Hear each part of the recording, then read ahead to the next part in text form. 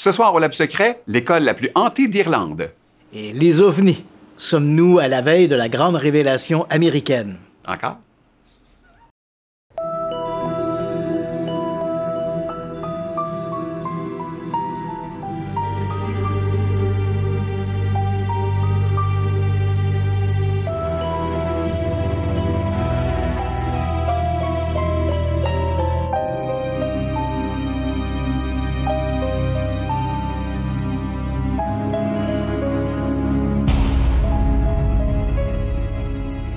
Christian, bienvenue au Lab. Bien, ça fait longtemps. Ça fait longtemps, ça fait très longtemps. Content de te retrouver. Surtout que pour un gars comme toi, septembre et octobre, je sais qu'aujourd'hui, tu as arrêté de mettre tes confitures en conserve dans des pots maçons pour venir faire le Lab Secret. Exactement.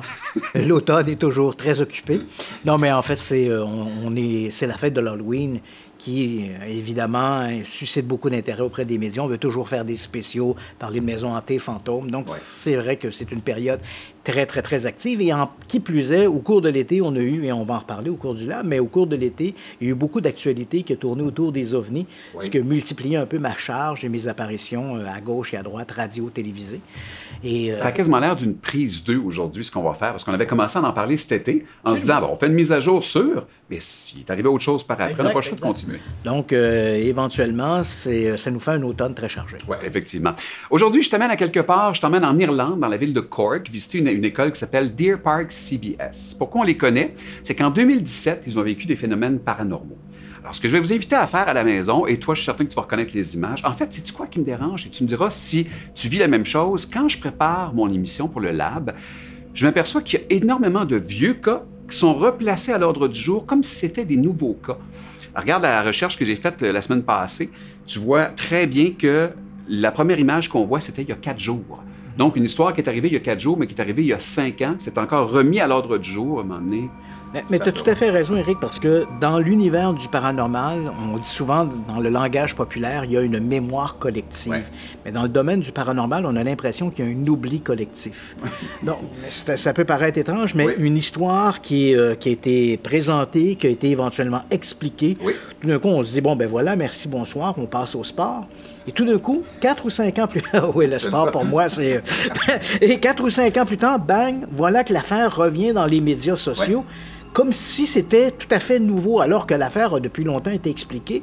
Et combien d'émissions tournent autour du triangle des Bermudes, par exemple, 1000 fois expliqué, le crash de Roswell, 1000 fois expliqué. Donc, mais on est toujours à ramener ça sur le devant de la scène parce que c'est un peu une bonne histoire ne meurt jamais. C'est un peu cette impression-là qu'on a. Et attendez qu'on vous raconte l'histoire au complet, vous allez comprendre pourquoi on a fait ça, il y a un motif derrière ça. Mais en attendant, regardez la vidéo, faites pause à la fin de la vidéo et écrivez vos commentaires en dessous. Dites-nous ce que vous en pensez avant même qu'on commence à vous expliquer ce qui s'est passé. Deer Park CBS, à toi la parole, ou à toi le portugais.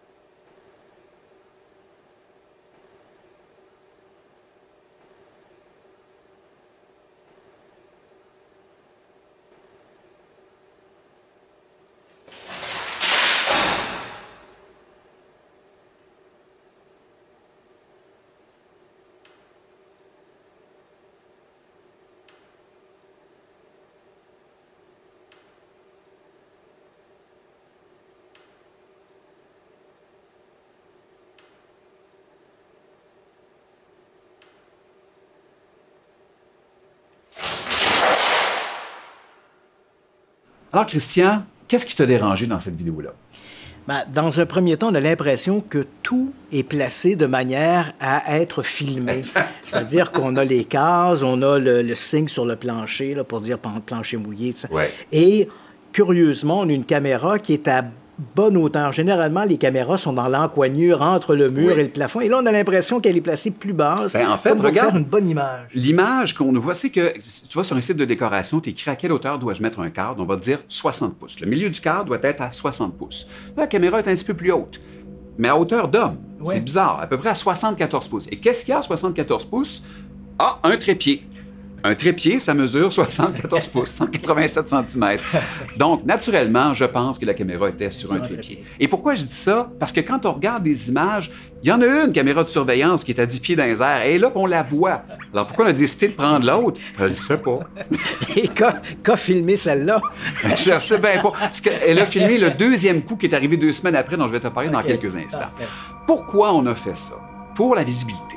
Bien sûr. Mais qui a dit ça? C'est quelqu'un de BuzzFeed qui est allé chercher quelques informations. Et il a trouvé cette vidéo-là qu'on va regarder dans quelques instants qui s'appelle le Mannequin Challenge. Ça a été fait quelques semaines avant les Poltergeists pour justement tenter d'aller chercher des clics. Alors, qu'est-ce que c'est que le Mannequin Challenge? Tout le monde arrête de bouger en même temps. La caméra fait le tour de tout le monde qui arrête de bouger. Et là, ça, c'est l'endroit où ont eu lieu les phénomènes paranormaux. C'est le mur sur lequel il y avait des cases. Tu peux voir, il y a des tuyaux présentement. Il y a un calorifère en arrière. Donc, ça veut dire quoi? Ça veut dire que les cases qui sont là ne sont pas à côté au mur. Exact. Donc, si tu bouges la case, tu lui donnes une plus grande amplitude parce qu'il y a de la place en avant et en arrière pour bouger. Et de où on l'aurait fait bouger, rappelle-toi des images, ça bougeait uniquement vers de l'avant à l'arrière. De l'avant à l'arrière. Et facilement, tu peux passer, ouvrir la fenêtre, passer tes mains, et c'était à la hauteur des épaules que ça bougeait. Donc, pour nous, naturellement, ça, c'est l'endroit où ça a été poussé. Et c'est naturellement facile d'accès parce que, regarde, en arrière de la tête, la fenêtre est juste là. C'est peut-être même lui qui l'a poussé à part ça. Fait que... C'est intéressant parce qu'en même temps, lorsque les gens filment des phénomènes paranormaux ou voient des phénomènes paranormaux sur des médias sociaux, moi, parce que, évidemment, le monde a changé depuis les années 70 où on avait une caméra, on filmait sur du ruban magnétique ou encore des photographies. Et ce que je répète aux gens, c'est il faut faire attention parce que quand on voit de ces images-là, il faut toujours se rappeler, même si le monde a changé, l'informatique a changé, la règle première est de se dire, est-ce que moi, j'ai accès à ce lieu-là? Qui a tourné ces images-là? Dans quel contexte elles ont été tournées? Est-ce que j'ai accès au lieu? Et si la réponse est non à plusieurs de ces éléments-là, tu coches pas la bonne case, ben, faut rester dans le domaine du divertissement. Mais dans les premières semaines, en 2017, quand c'est sorti, les journaux s'intéressaient beaucoup à ça. Puis il était même allé voir la direction de l'école. Puis il y a quelqu'un de la direction qui avait dit, écoute, la personne qui fait l'entretien ménager chez nous là, depuis 30 ans n'a jamais vécu ce genre d'affaires-là. Puis je pense pas qu'il nous mentirait. On regarde ça, on le sait. Écoute, il y a 20 millions de personnes qui sont allées voir ça quand même. T'sais. Et bizarrement, ils ont dû apprendre justement de leurs erreurs parce que 2 semaines après, il y a encore eu des phénomènes, mais filmés de l'autre côté par la caméra qui est à 10 pieds. Sauf que cette fois-ci, je vous indique où sont les fils. Et maintenant que je t'indique où sont les fils, tu vas voir que on dirait que c'est encore plus clair. Exemple, en haut, à gauche, il y a 2 chaises. Si on descend 2 fils sur ces chaises-là, quand on va tirer, on les fait passer par le haut de la porte, quand on va tirer, le dossier va s'accoter sur la porte et ensuite la chaise va monter. C'est ce que la physique fait. Voilà. C'est ce qu'on a fait, on a tiré et après ça, on relâche tout simplement pour que la chaise tombe. Et voilà. Fait que ça, pour moi, c'est très simple. Je vous amène maintenant vers les cases. Sur le dessus de la case, il y a un sac à dos qui est là. Le sac à dos va faire un vol plané, puis je t'ai déjà dit que moi, les affaires qui bougent en ligne droite, j'ai bien de la misère avec ça. Exact, oui. Le fil passe par là, j'en suis convaincu, et c'est pas le seul endroit, c'est pas le seul fil qui passe par là. Parlant de choses qui partent en ligne droite, lui, il est tellement tiré fort qu'il a failli passer par en dessous de la porte, d'où est, d'après moi, le fil. Et le dernier fil, j'aurais fait attention, j'aurais tiré moins longtemps, parce que si la chaise arrête en plein milieu, là, je suis mêlé, je ne sais pas où est le fil. Mais la personne qui a tiré tellement fort que le fil se rend et la patte se rend finalement aux intersections des 2 endroits où je te dis que le fil est. Et c'est très clair, rendu là, que c'est ça le problème. Regarde. Ben oui. Tu sais? Par la suite, les directeurs de l'école ont fini par dire « Ben oui, c'était une blague, les étudiants nous ont embarqués là-dedans. » Mais encore aujourd'hui, il y a des gens qui pensent que c'est vrai, qui débattent sur Internet pour ça. Alors, on voulait juste vous en parler. Qu'est-ce que vous en avez pensé? Parlez-nous-en, mais Si vous avez eu peur, malheureusement, la mauvaise nouvelle, c'est qu'il n'y a rien de ça. Et même si tu déboulonnes cette histoire-là, on peut être certain que dans quelques années, elle va se retrouver à nouveau dans les médias sociaux. Oui. Et encore une fois, elle va susciter un intérêt et des questionnements, même si éventuellement on a les explications. Oui. Alors voilà pour Deer Park CBS. Parlons d'ufologie. Il y a quelque temps, on a fait une mise à jour de l'ufologie. En se disant, ben voilà, c'est fait. Et en fait, et effectivement, je dirais qu'au moment où on se parle, on est réellement dans un moment charnière de l'histoire des ovnis. Okay. Donc, regardons, parce qu'évidemment, tout passe par la lorgnette américaine, hein, quand on parle des ovnis. 2019, 2020, 2021, le département de la Défense avec la US Navy va mettre en place des petits programmes un peu boiteux, je dirais presque artisanaux pour enquêter sur les ovnis. On change l'acronyme, on ne parle plus d'ovnis, mais de phénomènes aériens non identifiés. Et puis arrive finalement l'été 2022 avec une dernière mouture. Le département de la Défense dit, ben voilà, on a mis une dernière mouture. Ce programme s'appellera maintenant le AARO, A-A-R-O, un acronyme anglais qui veut dire Bureau d'identification des anomalies dans tous les domaines. Pourquoi tous les domaines? Parce que dans le cadre d'opérations militaires, on s'est aperçu qu'il y avait bien sûr des aéronefs inconnus, mais certains ont rapporté également du mouvement marin, du mouvement sous-marin. Donc, est-ce qu'il pourrait s'agir d'appareils qui vont sous l'eau? Donc, on veut vraiment ratisser large. Et ce nouveau programme est mis en place.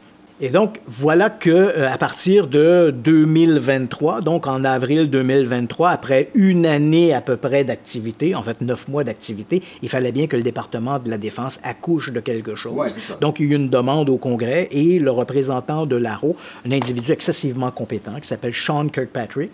Il faut savoir qu'aux États-Unis, il y a 5 forces militaires. D'ailleurs, la dernière, la force spatiale, a été créée sous l'administration de Donald Trump. Ça peut paraître étrange, mais c'est tout à fait fondé. Hein. Aux États-Unis, on avait la Garde nationale, l'armée de l'air, l'armée, la US Navy et les Marines, qui est l'armée de terre. Ouais. Et on le sait, le prochain conflit international va aussi se jouer dans l'espace avec des satellites, des programmes. On sait qu'on a des missiles hypersoniques capables de se mettre en orbite. C'est épeurant tout ça, là. Très épeurant. Ouais. Et c'est pourquoi, sous l'administration de Donald Trump, on a mis de l'avant une 5e force, la force spatiale. Et Sean Kirkpatrick, c'est un physicien qui appartient au service du renseignement, mais qui est spécialisé notamment dans les missiles, la physique des missiles balistiques. Okay. Donc, c'est un individu excessivement compétent. Et moi, quand j'ai appris que cette nouvelle arcane du gouvernement, le AARO, on avait choisi de mettre Sean Kirkpatrick, j'ai souligné, c'était vraiment le bonhomme à la bonne place. OK. Donc, avril 2023, Congrès américain, Sean Kirkpatrick vient présenter un peu, après 9 mois d'activité, ce qu'ils ont mis de l'avant, ce qu'ils pensent, et ils reconnaissent qu'au cours des derniers mois, ils ont reçu des centaines d'observations d'OVNI rapportées par des pilotes. Le système, le programme AARO se concentre surtout sur des observations militaires. Donc, essentiellement, ce qui est rapporté par des pilotes. Donc, le système AARO dit, ben voilà, on a enquêté plusieurs centaines d'observations d'OVNI. De ce nombre d'observations d'OVNI, un certain nombre demeurent non identifiés, mais on avoue d'un même souffle que le nombre de cas non identifiés demeure proportionnel aux cas les moins bien documentés. Donc, moins on a d'informations, plus il y a de chances de demeurer non identifiés. Et Sean Kirkpatrick dit, ben voilà, qui plus est, rien ne permet de croire que ces manifestations, aussi étranges soient-elles, soient de nature extraterrestre. OK. Donc déjà là, c'est un peu, pour les amateurs d'extraterrestres, un peu un caillou dans le soulier. Et puis arrive ensuite, dans la même foulée, la NASA, qui ne s'est jamais vraiment intéressé à la question des ovnis. Non, exact. Jamais. Okay. Donc, pour une première fois, la NASA dit, nous allons également étudier cette question-là, non pas pour enquêter sur les ovnis, mais de voir de quelle manière la NASA, l'agence spatiale, pourrait seconder l'effort des militaires pour mieux comprendre ce qui se passe et faire des recommandations sur ce qui devrait être fait pour faire une bonne étude scientifique. Et là, on arrive à la bombe de l'été. Donc, alors que tout ça se met en place, ça fonctionne bien. Évidemment, l'armée doit composer avec une situation difficile dans la mesure où elle demande maintenant aux pilotes et aux gens de rapporter des observations d'OVNI, alors qu'il y a 50 ans, elle discréditait ces témoignages-là. Oui, c'est ça. Donc, autre temps, autre mœurs. Autre temps, autre mœurs. Ouais. Et là arrive, durant l'été, et ça, c'est assez étrange. On fait une demande, le Congrès, en fait, c'est 6 personnes au Congrès qui demandent de faire une nouvelle réunion pour entendre des témoins d'OVNI. Donc, je te rappelle, hein, il y a eu en avril le Arrow avec Sean Kirkpatrick qui est venu témoigner. En mai, c'était la NASA qui est venue dire « Nous allons appuyer nos collègues de l'armée américaine. » Et voilà, alors que tout ça fonctionne plutôt, c'est sur les rails, ça fonctionne plutôt bien. Voilà qu'en juillet dernier, une nouvelle audition est demandée au Congrès. Et là, c'est assez étrange parce que c'est une histoire dont on parle encore aujourd'hui. On a 6 représentants au Congrès. Et ces 6 représentants nous disent, ben voilà, c'est une réunion bipartite. Mais il faut savoir que des 6 auditeurs, on a une petite vidéo d'ailleurs à ce sujet-là. Donc, on a ces fameux, on a juillet, le Congrès demande une nouvelle audition. On a 6 représentants du Congrès. On nous dit que c'est une réunion bipartite, hein, donc à la fois républicains et démocrates. Mais il faut savoir que des 6 personnes qui se présentent aux auditions, donc les auditeurs de l'audition, hein, ce sont 5 républicains et un seul démocrate. Ce qui est assez étonnant également, c'est que la seule démocrate, Mme Cortez, va demeurer plutôt silencieuse. Elle représente l'État de New York. Elle est plutôt silencieuse durant les fameuses auditions. Ce qui tranche assez rapidement, donc on a ces 6 personnes. Ils vont recevoir à l'audition 3 personnes qui sont liées au phénomène des ovnis. Hein, donc on voit ici les 5 personnes qui étaient les représentants républicains, alors que Mme Cortez était la démocrate. Ils vont recevoir à l'audition 3 personnes qui ont fait parler d'eux au cours des derniers mois, sinon des dernières années, pour parler des ovnis. Mais c'est même au lab, là. Oui, on en a même parlé. David Fraser, ensuite on a Ryan Graves, et ensuite on a un certain David Grush. Bon, lui, il est nouveau dans l'équation. Lui est nouveau dans l'équation. Ce qui est important de retenir ici, les 2 premiers, hein, rappelons rapidement le témoignage de David Fravor, l'un des tout premiers d'ailleurs lors des publications en 2017 du New York Times. Il a été l'un des premiers à sortir publiquement et à raconter son histoire. À ce moment-là, il n'était plus dans l'armée et il n'avait jamais reçu une recommandation pour ne rien dire de son observation. Donc rapidement, il a joué le jeu des médias. Le témoignage de David Fravor, il est connu depuis 2017. Il a été l'un des tout premiers à jouer le jeu des médias et de raconter son histoire. Il raconte qu'en 2004, alors qu'il participait à ces fameuses manœuvres sur le Nimitz, au large de San Diego, un bel après-midi, ses supérieurs le dirigent vers un endroit où on aurait observé des ovnis. Donc, il arrive là, il voit un objet qui va dire ressembler à un tic-tac, la fameuse pastille, et cet objet aurait fait des manœuvres aéronautiques tout à fait extraordinaires. Dans le cas de Ryan Graves, lui, il raconte que, lui aussi, son témoignage est connu depuis un certain temps, il raconte qu'il participait à des manœuvres, mais cette fois fin 2014-2015, au large de la Floride ou de la Géorgie. Et là, encore une fois, il dit, les gens ont capté sur des systèmes de détection des aéronefs inconnus. J'étais dans la salle de contrôle, j'ai vu ces appareils apparaître sur les écrans radars, et il révèle des informations que d'autres pilotes ont rapportées, dont notamment ils auraient observé une sphère avec un cube à l'intérieur. Donc un pilote aurait vu ce genre de truc-là. Ce qui est intéressant ici, c'est que la première question, et là je te parle essentiellement sur le plan journalistique. Moi, quand je vois ces 2 types-là se présenter pour raconter leur histoire au Congrès, je me suis dit, mais pourquoi font-ils ça? Parce qu'on a l'impression qu'ils se présentent au Congrès pour faire bouger les choses. Mais il faut savoir que les choses bougent déjà. C'est sur la foi de leur témoignage que le département de la Défense a mis en place le programme Arrow. Donc, c'est un peu, pour faire une analogie, c'est un peu comme si quelqu'un se présente dans un magasin sur une grande surface pour se plaindre que son grille-pain ne fonctionne pas, alors que depuis 1 an, on l'a remboursé, son grille-pain. Donc, pourquoi est-ce que tu es là pour nous parler de ton grille-pain qui ne marche pas alors qu'on t'a déjà remboursé? Hein? Trop de grille-pain. Définitivement, beaucoup trop de grille-pain. Donc, on est déjà un peu... Il y a déjà une question là-dedans. En même temps que ces gens-là témoignent, c'est quand même des récits tout à fait crédibles. Oui. Mais en même temps que ces gens-là témoignent, ce qui, moi, m'a frappé comme qui regardait cette présentation, c'est que les représentants du Congrès qui étaient là pour écouter le témoignage de ces gens-là étaient des gens qui étaient visiblement farouchement contre le département de la Défense.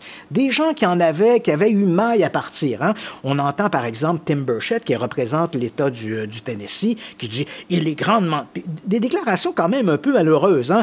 Il est temps que le département de la Défense comprenne que c'est eux qui travaillent pour nous et pas nous qui travaillent pour eux. Puis là, il se plaint qu'il a déjà essayé d'obtenir de l'information. On lui a bloqué la porte. C'est quand même étrange. C'est un discours qui était farouchement contre l'activité militaire en lien avec les ovnis. Et on entend des aberrations. Hein. Il y a Mme Luna, une républicaine de la Floride, qui vient nous parler de Roswell. On nous cache des informations depuis Roswell. Elle ignore apparemment qu'au milieu des années 90, c'est ça, que le département de la Défense a lui-même investi des milliers de dollars pour réenquêter sur l'affaire de Roswell à la demande justement d'un représentant du Congrès, Stephen Schiff, qui est décédé depuis et qui représentait l'État du Nouveau-Mexique, pour arriver à la conclusion que c'était sans aucun doute. On avait dit en 1947 que c'est visiblement un ballon et en 1995, pardon, le département de la Défense dit c'est un ballon. Différent. C'était pas tout à fait un ballon météo, comme on le dit à l'époque. C'est un ballon top secret qui faisait partie d'un programme qu'on appelait Programme Mogul. Mais okay, c'est pour ça qu'au début, on avait caché les affaires. Un ballon, ça reste un ballon. C'est bon. Mais passons à autre chose, c'est bon. Et là, Mme Luna, qui nous sort le truc de Roswell, écoute, j'étais stomaqué d'entendre ce truc-là. Et puis, mais tout ça semblait définitivement une mise en scène pour permettre au troisième individu de se prononcer. Et ce troisième individu, c'est David Grush. Ouais. David Grush, à ce moment-là, il est, comme tu l'as mentionné un peu plus tôt, c'est un nouveau joueur dans la patente. Hein? Il a fait une déclaration quelques semaines plus tôt à un journal qui s'appelle The Debrief. Et ce journal, Debrief, qui fait un peu dans les ovnis, l'activité militaire, des articles souvent très sérieux, d'autres moins sérieux, mais il avait donc donné une entrevue à The Debrief. Et c'est assez intéressant de mentionner qu'au départ, la personne qui avait introduit ce témoignage de David Grush, la journaliste Leslie Kean, qui est l'autrice, l'un des auteurs et l'autrice de l'article paru en 2017 dans le New York Times. Okay. Donc, qui est à l'origine un peu de toute cette cascade d'événements. Oui. Et Leslie Kean est retourné, donc, frapper à la porte du New York Times en disant « Oh, j'ai un nouveau témoin, il raconte des choses incroyables. » Le New York Times a décidé de prendre ses distances en disant « On ne peut rien vérifier de son témoignage. » Fantastique, mais on ne peut rien vérifier. Ouais. Elle s'est tournée du côté du Washington Post, un autre journal qui a effectivement ses lettres de noblesse, et le Washington Post a décliné également l'invitation de publier un article sur le sujet. Okay. Donc, finalement, elle s'est retournée en dépit de toute la situation, en désespoir de cause, pratiquement, il s'est tourné vers The Debrief, qui a accepté de publier les révélations de David Grush. Et ce même David Grush, quelques jours plus tard, donne une entrevue sur un site de nouvelles câblées qui s'appelle News Nation. Okay. Et dans cette entrevue, donc, il raconte son histoire. Donc, l'histoire de David Grush se résume à peu près comme ceci. Donc, il dit, alors qu'il a été aussi... Bon, d'abord, disons-le tout de suite, c'est un militaire de carrière, oui. Décoré, il a servi en Afghanistan, donc on n'a pas de problème sur le personnage. Et il raconte qu'il a fait partie des services de renseignement. Il a d'ailleurs été impliqué dans l'un de... Tu sais, je t'ai parlé un peu plus tôt de ces fameux programmes un peu boiteux qui avaient été mis de l'avant pour essayer, avant d'arriver à l'Arrow. Oui. Il a fait partie de l'un de ces programmes-là, de la US Navy, qui s'appelait le UAP Task Force, qui a duré quelques mois. Oui, on a déjà parlé. Et donc, il a fait partie de ça. Et il raconte, il dit, alors que j'étais au sein des services de renseignement, des gens, il ne donne pas de nom, il dit, des gens m'ont raconté que depuis des décennies, en fait, depuis les années 30, l'armée américaine et d'autres nations auraient récupéré des aéronefs inconnus. Il ne parle pas d'extraterrestres, il dit, mais non humains, hein, parce qu'il ignore si ça venait d'une autre planète. Voilà. Il ignore si ça venait d'une autre planète ou si ça venait éventuellement d'une autre dimension ou d'une autre planète. Et rappelons que ce sont des gens qui ont dit ça. Voilà, donc des gens ont dit ça. Il dit, donc, on a récupéré des aéronefs non humains. Ouais. Il raconte d'ailleurs que la première histoire remonterait aux années 30. C'était sous l'administration de Mussolini en Italie. On aurait récupéré un premier ovni. Quel excellent raconteur. Quel bon raconteur. Et donc, il raconte ça. C'est quand même étrange, hein, parce qu'il y a l'ovni de Mussolini a éventuellement transité et est rendu quelque part aux États-Unis. Les Américains doivent avoir une collection incroyable. Et d'autres nations aussi auraient récupéré des aéronefs, notamment la Russie.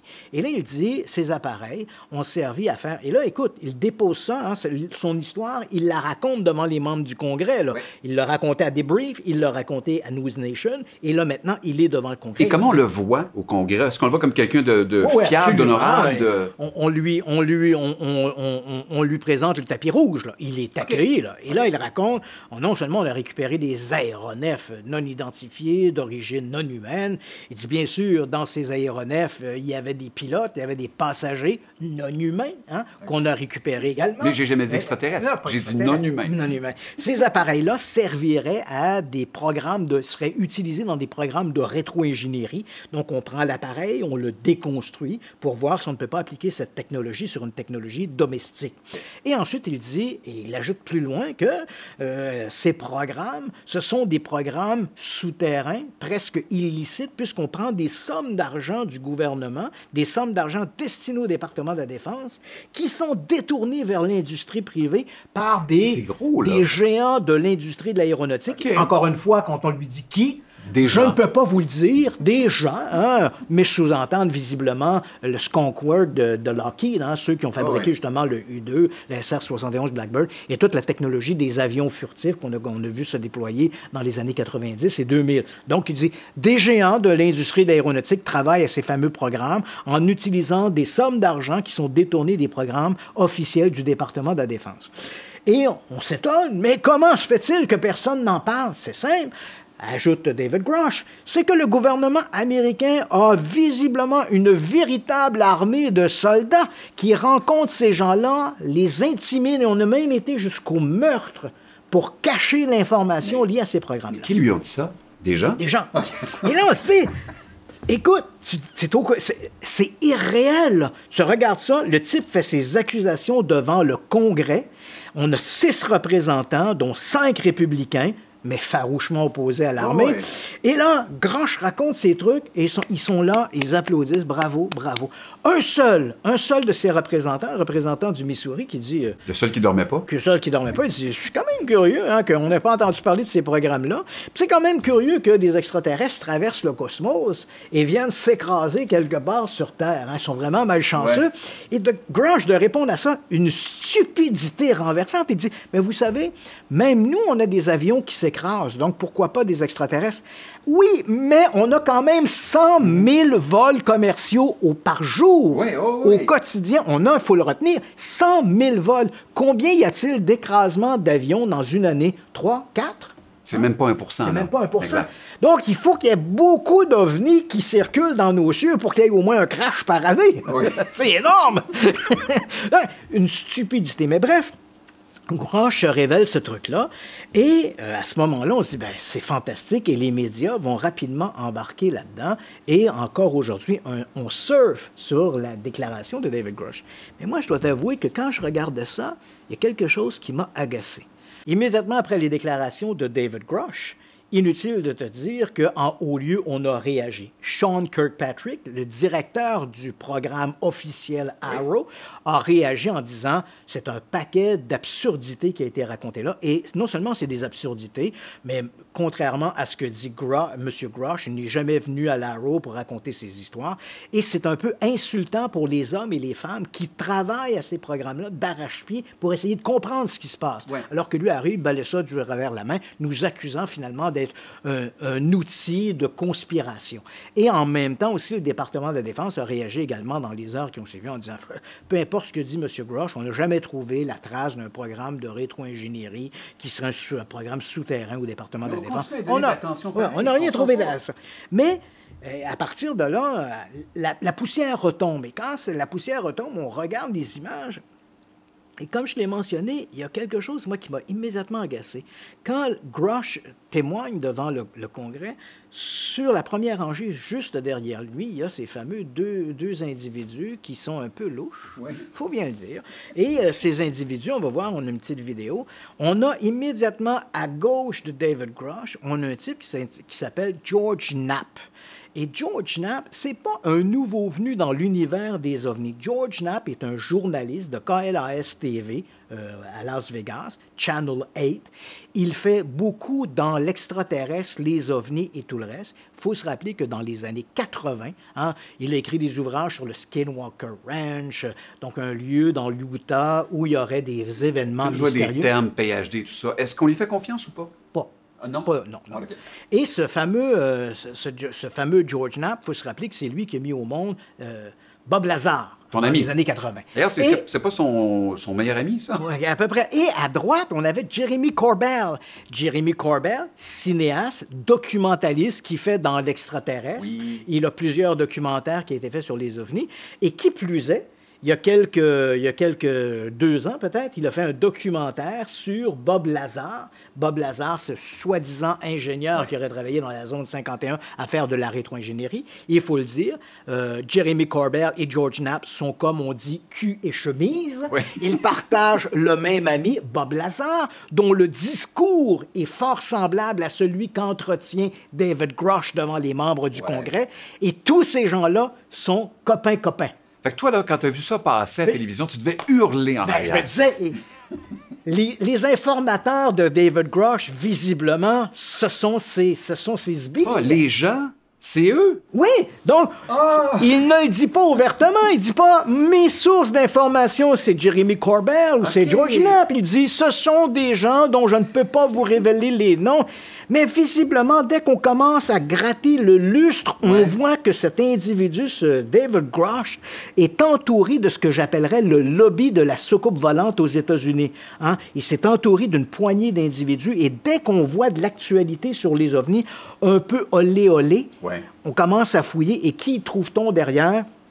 Bob Lazar, Jeremy Corbell, George Knapp, Leslie Keane, Christopher Mellon. Je vais faire juste un petit aparté parce que les gens voient pas ça, mais quand on commence à préparer l'émission, puis je me rappelle il y a quelques mois, on avait parlé de Bob Lazar, tu viens dans tous tes états parce que c'est, excusez-moi le terme, c'est un crosseur de première ligne, on va le dire, là. Absolument. Puis, mais ça, et heureusement, tu te retiens en ondes, mais moi, ça me fait mourir de rire. Et tes exemples sont toujours bons parce que tu es capable de me dire, il a dit ça, voici la preuve que ce n'est pas vrai. Alors, si toi, Christian Page, tu es capable de me le dire, pourquoi on continue d'en parler? Ben, d'ailleurs, Éric, le 18 octobre prochain, j'ai un nouveau livre qui sort sur le marché qui s'intitule Les grandes fraudes du paranormal.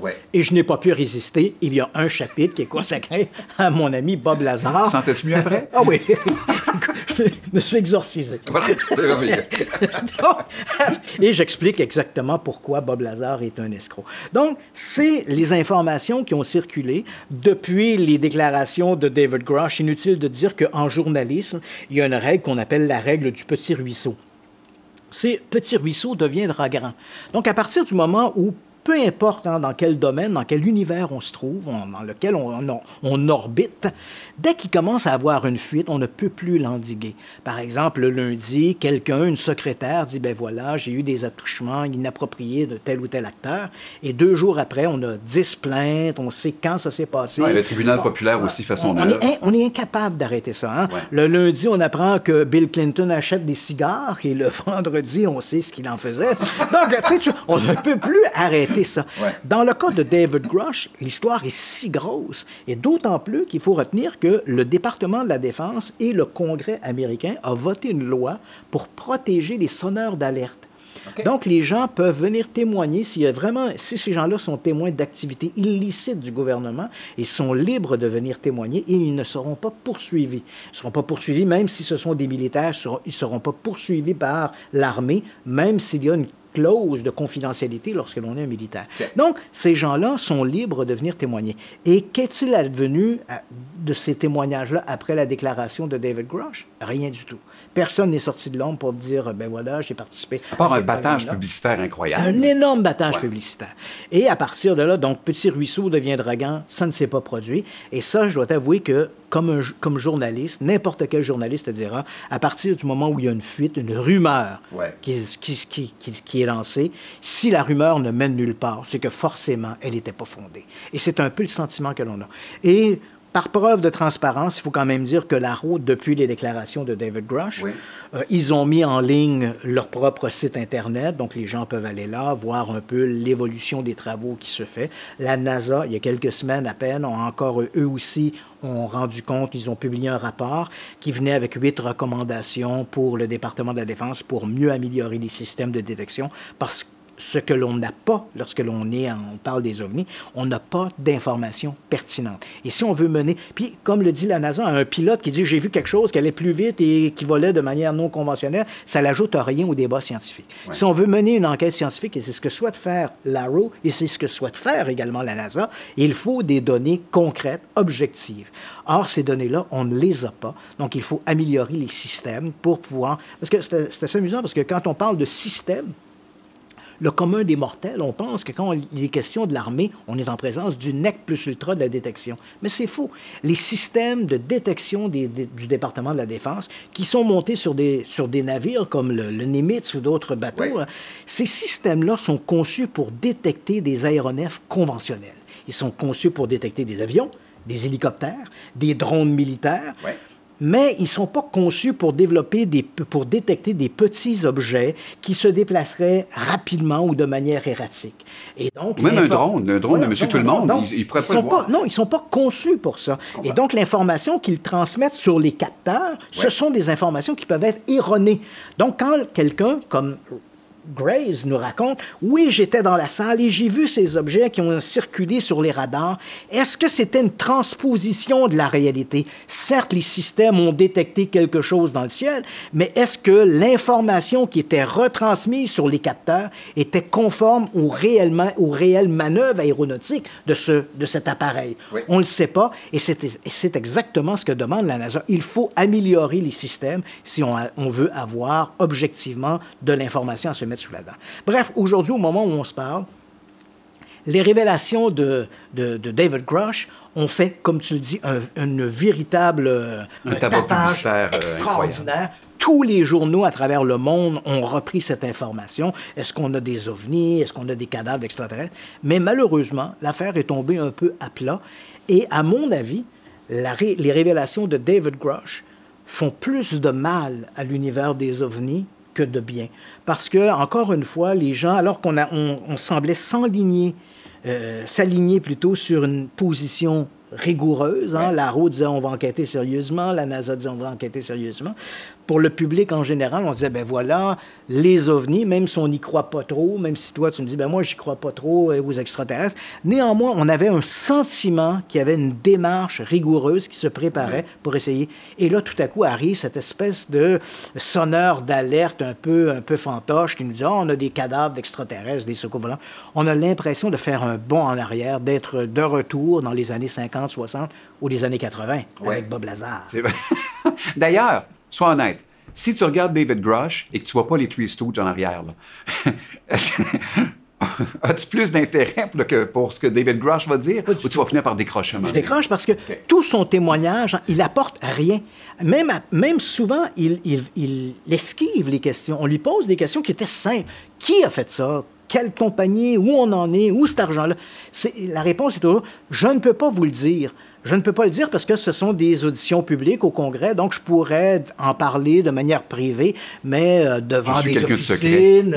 Je suis quelqu'un de secret, mais je ne peux pas en parler ici au Congrès. Donc, et souvent, les réponses nécessitaient pas de faire des aveux, des aveux ou transgresser un secret quelconque. C'était des réponses simples. Or, Grush a évité ça. Et il faut retenir que toute sa déclaration repose sur « des gens m'ont dit que ». Ouais.